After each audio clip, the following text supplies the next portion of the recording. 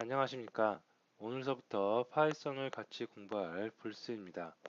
자, 파이썬은 굉장히 쉬운 언어로 문법 구조가 간단하기 때문에 여러분들이 쉽게 초보자일 경우에 초보자라고 하면 프로그램을 처음 접하시는 분들 그런 분들도 쉽게 이해가 될 수 있고요. 다음에 프로그램을 어느 정도 했다. 뭐 예를 들어서 C나 C++ 또는 자바 계열 쪽의 프로그램을 했다 하시는 분들은 더욱 쉽게 C나 C++보다 더욱 쉽게 파이썬을 접하실 수가 있을 겁니다. 자, 오늘은 첫 번째 시간인데요. 첫 번째 오늘 시간은 워밍업 하는 시간으로 컴퓨터 프로그램이 무엇인지에 대해서 살펴보도록 하겠습니다. 내가 과거에 뭐 C나 C++ 또는 자바 계열의 프로그램을 했다 하시는 분들은 이번 챕터는 넘어가셔도 상관이 없겠습니다. 아니면 내가 프로그램을 처음 한다. 그래서 약간 프로그램이란 게 컴퓨터 프로그램이라는 게 생소할 수 있다 하시는 분들은 그냥 가벼운 마음으로 쭉 한번 이번 챕터는 보시면 될 것 같습니다. 자, 첫 번째 컴퓨터 구성 요소와 운영 체제라는 말을 우리는 컴퓨터 프로그래밍을 할 때 굉장히 많이 합니다. 그래서 그 용어에 대해서 한번 정리를 해보도록 하겠습니다. 자, 먼저 컴퓨터 구성 요소. 컴퓨터 구성 요소라고 하면 우리가 가장 많이 떠오르는 게 CPU, 중앙 처리 장치라는 것을 떠올릴 수가 있겠고요. 다음에 메모리라고 하는 거, 그다음에 하드 디스크라고 하는 것을 굉장히 많이 말하곤 합니다. 여기서 CPU란 건 뭐냐면 연산을 하는 거예요. 우리가 컴퓨터를 사용하는 이유는 어떠한 이미지 또는 어떠한 숫자, 어떠한 동영상 등을 본다던가 편집한다던가 아니면 계산하기 위해서 컴퓨터를 사용합니다. 그럴 때 이미지를 편집을 하고 동영상을 편집을 하고 플레이하고 또는 어떠한 복잡한 숫자를 연산을 하는 기능들 다 누가 하냐면 바로 요 CPU 사람으로 치면 뇌라고 할 수 있죠. 그래서 CPU가 컴퓨터에서는 가장 핵심인 요소라고 우리가 보통 흔히들 얘기를 합니다. 다음에 메모리도 많이 얘기를 하는데요. 메모리는 뭐냐면 일꾼이라고 저는 이렇게 표현을 합니다. 뭐냐면 어떠한 CPU가 어떠한 데이터를 가지고 연산을 한다고 그랬죠. 그럴 때 그 데이터는 하드디스크라는 공간에 저장 장치에 저장이 되어 있습니다. 그러면 이 하드디스크에 있는 저장 장치에 있는 데이터를 갖다가 CPU 쪽으로 누군가는 날라줘야 돼요. 그죠? 자, 이 날라줄 때 그 데이터를 나르는 역할을 하는 게 바로 메모리라고 생각을 하시면 되겠습니다. 그래서 메모리 용량이 크다라는 것은 일꾼이 더 많다는 얘기라고 생각을 하시면 될 것 같아요. 그래서 일꾼이 더 많다는 얘기는 결과적으로 컴퓨터의 성능이 전체적으로 높아진다고 할 수 있겠습니다. 자, 이 메모리가 데이터를 하드디스크에서 옮기는 역할을 하는데 그러면 메모리한테 야 데이터 하드디스크에 가져와 라고 지시하는 건 누가 하느냐? 그건 또 CPU가 합니다. CPU가 컨트롤 하지만 실제로 일은 누가 한다? 메모리가 한다라고 생각을 해주시면 되겠습니다. 자, 다음에 하드디스크가 있는데요. 하드디스크는 데이터를 저장해서 데이터를 쓰고 그다음에 읽는 역할을 우리가 할 수가 있습니다. 컴퓨터에는 이렇게 세 가지의 중요한 요소가 있고요. 이거 말고도 입출력 장치로 모니터, 키보드, 프린터 등등의 많은 요소들이 있는데 이 세 가지가 가장 중요하다고 볼 수가 있겠습니다. 가장 중요하다는 얘기는 뭐냐면 아직도 PC를 구입할 때 조립 PC를 많이 구입을 하죠. 우리가 조립 PC를 구입할 때 잘 보시면 어, CPU와 메모리와 하드의 용량을 가장 많이 따집니다. 그 다음에 부수적으로 뭐 파워라든가 그런 그 메인보드라든가 그런 요소를 따지게 됩니다. 이런 요소들을 많이 따진다는 얘기는 이런 요소들이 중요하니까 따진다는 얘기겠죠. 그래서 각각의 CPU, 중앙처리 장치, 메모리, 하드디스크가 무슨 일을 하는지 정리를 해 두시면 될 것 같습니다. 자, 그 다음에 운영체제라는 말이 있는데요. 우리가 흔히들 그냥 윈도우를 많이 쓸 때 윈도우, 그죠? 아니면 맥을 쓸 때는 맥 OS, 맥 OS. 다음에 우리가 스마트폰, 뭐 안드로이드, 다음에 애플 쪽에서 나온 iOS 이렇게 얘기를 하는데요. 자, 이런 게 다 우리가 OS라고 하는 운영체제, 오퍼레이팅 시스템이라고 하는 운영체제라는 것입니다. 자, 운영체제라는 건 뭐냐면 우리가 매일같이 뭐 인터넷 브라우저를 이용해서 크롬이라든가 아니면 인터넷 익스플로러라든가 사파리라든가 등등의 브라우저를 이용해서 인터넷 웹서핑을 많이 합니다. 그러면 그 웹서핑을 하는 브라우저도 하나의 프로그램입니다. 다음에 내가 게임을 한다. 어떤 게임이 됐던 게임 하나하나도 프로그램이죠. 메일을 보낸다. 메일도 메일 발송하고 수신하는 프로그램이 있을 거고요. 등등의 우리는 굉장히 무수히 많은 워드 프로그램도 있고 편집 프로그램도 있고 이미지 프로그램도 있고 동영상 플레이어 프로그램도 있고 하루에도 굉장히 많은 프로그램들을 사용하는데요. 그런 프로그램들이 이런 운영체제라는 것이 없다면 CPU와 메모리와 하드디스크를 직접 제어를 해야 됩니다. 컨트롤 통신을 해야 된다는 얘기겠죠, 서로. 그러면 그 프로그램을 만들기가 굉장히 어렵고요. 그 프로그램은 굉장히 제한적일 수밖에 없습니다. 하지만 중간에 누가 있냐? 이런 운영체제가 있어요. 이 운영체제는 컴퓨터를 구성하고 있는 CPU, 메모리, 하드디스크를 제어 컨트롤할 수 있는 그런 기능들이 있습니다. 그래서 컴퓨터에 이런 기능들이 있고 그 위에 운영체제가 올라가게 됩니다. 근데 운영체제는 세상에 하나만 있는 것이 아니고요. 어떠한 특정한 목적에 의해서 MS 계열의 윈도우라는 게 있고요. 리눅스, 그 다음에 애플 쪽에 맥OS, 유닉스, 그 다음에 안드로이드, 스마트폰, 모바일용이죠.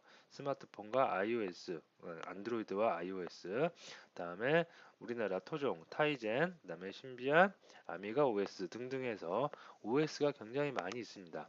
어쨌든 이런 컴퓨터 구성 요소, 하드웨어 구성 요소 위에 운영체제가 올라가고요.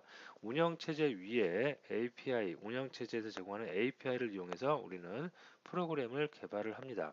그러면 그 프로그램은 직접 컴퓨터 구성 요소와 통신할 일이 있냐? 없겠죠. 단지 그냥 운영체제가 제공해주는 API에 맞춰서 개발을 하고 실행이 되면 되기 때문에 훨씬 더 프로그램이 가벼워진다고 볼 수가 있겠습니다.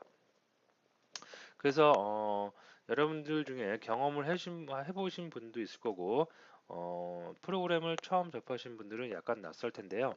이 운영 체제에 따라서 내가 프로그램을 개발을 한다라는 것은 이 운영 체제가 제공해주는 API에 익숙해진다고 볼 수가 있어요. 예를 들어서 내가 사용하는 스마트폰이 안드로이드다. 그러면 안드로이드에 맞춰서 내가 안드로이드 그 OS에 맞춰서 내가 안드로이드 OS를 공부한 다음에 그 OS에서 제공해주는 API들을 이용해서 내가 어떤 프로그램을 만든다고 보시면 돼요. 그죠? 자, 그래서 이렇게 운영체제 중요한 요소겠죠. 운영체제는 이렇게 정리를 해두시고요. 다음에 프로그램과 프로그래밍이라는 말을 우리가 프로그램 개발을 하다 보면 굉장히 많이 듣게 됩니다. 그래서 이것도 용어 정리를 좀 해보도록 하겠습니다. 프로그램이라는 것은 학사관리 프로그램, 근태관리 프로그램, 가계부 프로그램, 자율주행 프로그램, 게임 프로그램, 뭐 메일 발송 프로그램, 요거 말고도 뭐 이미지를 편집하는 프로그램, 동영상을 편집하는 프로그램, 동영상을 플레이하는 프로그램, 음악을 재생하는 프로그램 등등 프로그램이 굉장히 많겠죠. 이런 것들은 하나의 프로그램이라고 해요. 우리가 흔히 그냥 프로그램과 소프트웨어를 같은 말로 취급을 하는데요. 어쨌든 그런 거를 소프트웨어 또는 프로그램이라고 우리가 많이 합니다. 그러면 프로그래밍이란 건 뭐냐? 이런 프로그램을 만드는 행위 자체를 프로그래밍이라고 그래요. 자, 프로그래밍이란 거는 프로그램 언어를 써야 돼요. 우리가 요번에 같이 공부하게 될 파이썬이라든가 아니면 자바라든가 C라든가 C++이라든가 아니면 뭐 자바스크립트라든가 등등 그런 프로그램 언어를 이용해서 이런 프로그램을 개발하는 행위 그걸 우리가 뭐라고 그런다? 프로그래밍이라고 한다. 그럼 우리는 파이썬을 공부해서 프로그램을 만드는 거죠. 그러면 우리는 파이썬을 공부해서 프로그램을 만드는 프로그래밍을 한다라고 정의할 수가 있겠습니다. 자, 프로그램 언어에 대해서 한번 쭉 나열을 해봤는데요. 여기에 나열된 언어는 세상에 존재하는 프로그램 언어, 전체적인 언어에 비해서 굉장히 작은 일부분일 거고요. 세상에 존재하는 프로그램 언어는 이거 말고도 굉장히 많습니다. 수십 가지, 수백 가지가 될 정도로 굉장히 많은데 간단하게만 이렇게 표현을 해보면 과거에 1950년도 그 정도 아주 옛날이죠. 제가 태어나기도 전이고 여러분이 태어나기도 전일 겁니다. 그런 전에는 포트란이라는 언어, 알골이라는 언어, BCPL, 코볼, B라는 이런 언어들이 있었어요.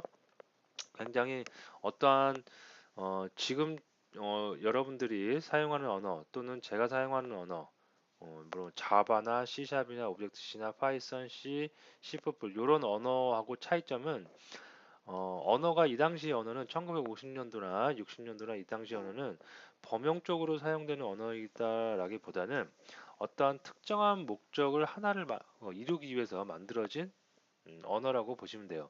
예를 들어서 나는 C를 가지고 여러분이 사용하는 이미지 편집 프로그램도 만들 수가 있겠고요. 그다음에 가계부도 만들 수가 있고 오피스 프로그램도 만들 수가 있고 여러 가지를 만들 수가 있습니다. 하지만 이런 포트란이나 알골이라든가 뭐 BCPL이든가 이런 언어들은 어떠한 특정한 프로젝트가 있을 때 그 프로젝트에 맞는 기능을 구현하기 위해서 만들어진 언어라고 보시면 돼요. 그래서 이런 언어들은 범용적으로 쓰이기보다는 어떤 특정한 프로젝트에만 쓰이고 어, 좀 없어지는 좀 인기가 덜하는 언어로 남게 되었습니다. 그래서 지금은 거의 사용을 하지 않고 있죠. 자, 어쨌든 우리가 주로 사용하는 언어는 1970년대부터 나오기 시작한 언어들을 많이 쓰고 있는데요. 지금도 인베디드라든가 여러 분야에서 많이 쓰이는 C, C++, 그다음에 우리가 가장 쉽게 접할 수 있는 자바라든가 파이썬 이런 언어들은 다 1970년대, 1990년대 이후에 나온 언어라고 보시면 될 것 같습니다. 자, 옆에 여기 보니까 컴파일 방식 언어와 그 다음에 인터프린트 방식 언어 두 가지가 있는데요. 이건 간단하게 설명을 드리면 이런 언어들 중에 C나 C++, 자바 같은 언어는 컴파일 방식의 언어라고 그래요. 이건 뭐냐면 우리가 프로그램을 코딩을 막 합니다. 그죠? 코딩. 프로그램을 개발해요. 근데 우리가 개발하는 코드는 사실은 컴퓨터가 이해를 할 수가 없어요. 그죠? 컴퓨터는 기계어를 인식을 하는 거지 우리가 사람이 인간이 쓰는 언어를 바로 인식을 할 수가 없습니다. 그러면 우리 사람이 사용하는 언어를 갖다가 기계어로 바꿔주는 중간 매체가 필요한데요. 그 중간 매체가 바로 컴파일러라는 거예요. 그래서 컴파일러가 기계어로 막 번역을 해요. 번역을 해서 기계에 넣습니다. 기계란 건 컴퓨터죠. 컴퓨터에 넣으면 컴퓨터가 인식을 해서 이해를 해서 그 프로그램에 맞춰서 동작을 하게 됩니다. 이런 방식이 바로 컴파일 방식입니다. 컴파일 방식의 장단점이 있는데요. 컴파일 방식은 일단 컴파일을 해서 기계어로 준비를 해놓고 나서 컴퓨터에다가 프로그램을 넣는 거기 때문에 실행 속도가 빠릅니다. 하지만 아까 우리가 좀 전에 살펴봤던 이런 운영체제 있죠. OS. OS가 하나만 사용하는 게 아니라 윈도우면 윈도우, 맥 OS면 맥 OS 하나만 사용하는 것이 아니라 리눅스, 유닉스, 타이젠, 안드로이드, 신비한 뭐 굉장히 많죠. 이렇게 많기 때문에 운영체제에 굉장히 많은 구속을 받을 수밖에 없어요. 컴파일은. 내가 만약에 윈도우에 맞는 프로그램을 개발했다. 컴파일 방식의 언어를 이용해서 그러면 윈도우에 맞게 프로그램 코딩을 해야 되고요. 또는 뭐 맥 OS에 맞게 프로그램을 개발한다. 그러면 맥 OS에 맞게 프로그램을 또다시 개발을 해야 된다는 얘기입니다. 결과는 똑같지만 프로그램 개발을 두 번 하는 거죠. 그죠? 쉽게 생각해서 여러분들이 스마트폰 iOS나 안드로이드를 쓰시는데요. 거기에 들어가는 어플, 앱을 똑같이 만드느냐? 그게 아닙니다. 따로따로 만들어야지 돌아갈 수가 있는데요. 그렇기 때문에 운영체제의 구속을 받습니다. 참고적으로 말씀드리면 이런 C나 자바 같은 언어는 특히 자바는 버추얼 머신이라고 해서 가상 머신을 중간에 둬요.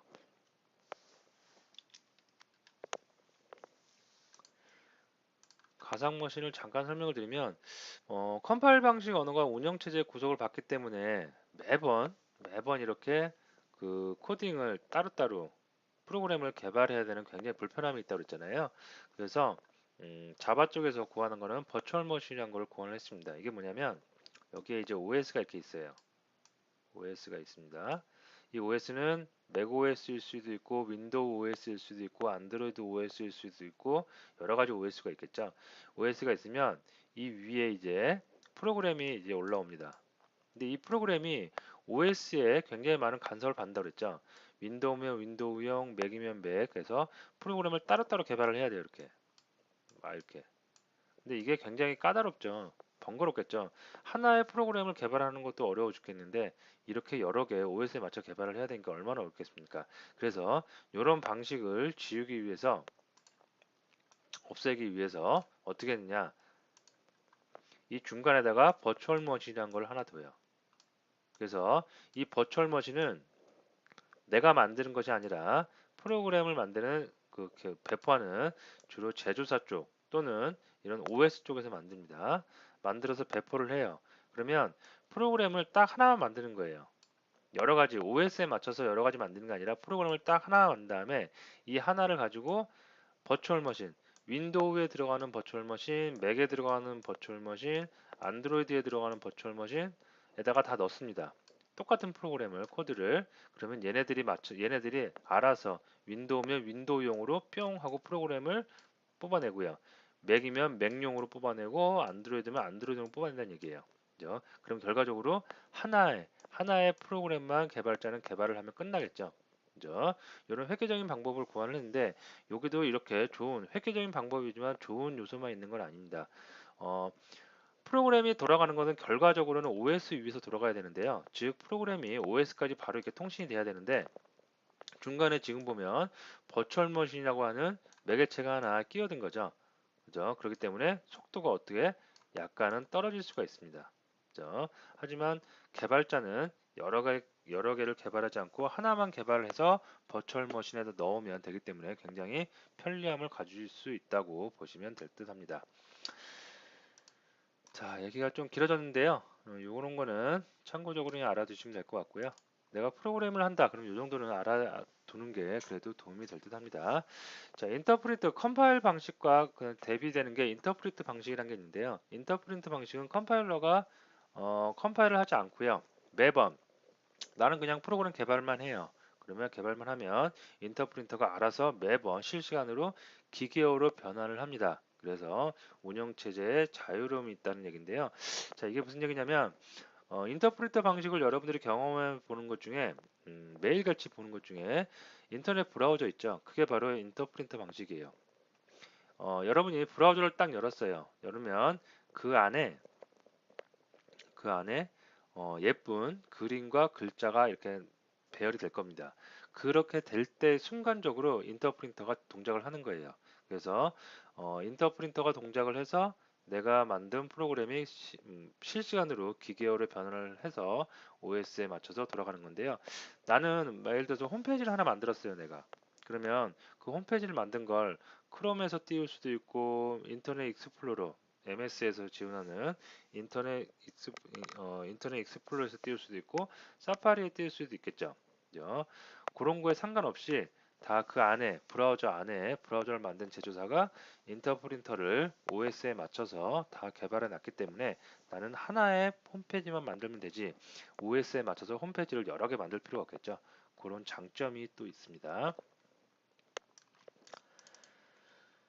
자, 여기 뭐 컴파일 방식과 인터프린트 방식을 이렇게 하는데요. 여기 컴파일 방식 보면 이런 언어, 대표적인 게 자바, C 쪽 언어가 있을 수 있겠고요. 언어들이 프로그램이 기계어로 변환할 때는 중간에 뭐가 있어야 된다? 컴파일러가 있어야 된다. 그러면 기계어로 이렇게 바뀌어서 컴퓨터가 돌아갈 수가 있겠고요. 인터프리터 방식도 마찬가지입니다. 파이썬은 인터프린트 방식입니다. 그래서 인터프린트 방식은 인터프린터가 중간에 매개체를 껴서 그거를 기계어로 바꿔서 컴퓨터가 돌아갈 수 있도록 합니다. 자, 다음에 프로그램 개발 과정이 나오는데요. 프로그램 개발 과정은 프로그램을 기획을 합니다. 그래서 개발자는 기획을 거의 처음에는 하지 않는데 조금 내가 고수에 조금 경지에 이르렀다 할 때는 프로그램 소프트웨어 기획도 해야 됩니다. 그래서 전체적인 기획은 기획자가 하겠지만 프로그램을 설계하고 어떻게 프로그램의 로직을 만들어야 할지 큰 그림을 어떻게 그려야 되는지 기획을 해야 되고요. 그 다음에 코딩을 합니다. 그 다음에 컴파일 또는 실행을 하고요. 또는 디버깅을 합니다. 그래서 요 세 개 개발하고 디버깅하고 컴파일 실행하는 거는 계속해서 돌아가요. 개발해서 그 다음에 컴파일하고 실행해서 뭔가 문제 생기는지 디버깅 해보고요. 그다음에 디버깅 했으면 문제점이 있으면 또 다시 개발하고 또 컴파일하고 디버깅하고 해서 계속 순환적으로 돌아갈 수 있는 구조고요. 이게 다 됐다 하면 이제 양산, 그죠? 양산을 해서 세상에 배포를 해야 되겠죠. 배포를 하고 나서도 뭔가 문제가 생긴다 그럼 패치해야 되겠죠. 그래서 패치를 또 하면 코딩하고 디버깅하고 컴파일하고 계속해서 또 들어가고 완벽하게 됐다 그러면 또 배포하고 이런 과정을 우리는 겪게 됩니다. 그래서 개발자가 처음에 주로 많이 하는 것은 이런 부분, 이 부분을 많이 하게 되고요. 나머지에 이제 배포하는 거는 사실은 배포하는 것도 그냥 프로그램을 내가 만들었다 해서 바로 배포하는 건 아닙니다. 정식적으로 배포하기 위해서는 몇 가지 조건들이 있는데요. 그런 조건들을 맞춰서 배포를 세상에 배포를 또 할 수가 있겠고요. 배포한 다음에 또 패치를 할 수도 있겠고요. 그 다음에 아까 말씀드렸듯이 내가 약간 고수의 수준에 올랐다 그러면 프로그램을 기획하는 이제 프로그램을 설계하는 쪽의 업무를 볼 수도 있겠습니다. 자, 오늘은 워밍업 단계로 해서 컴퓨터 프로그램이 어떻게 개발되고 프로그램과 관련된 용어들, 컴퓨터 구성 요소, 운영 체제, 또는 뭐 언어들, 컴파일러가 무엇인지, 인터프리터가 무엇인지에 대해서 간략하게 살펴봤습니다. 자, 그러면 다음 시간에 다시 뵙도록 하겠습니다.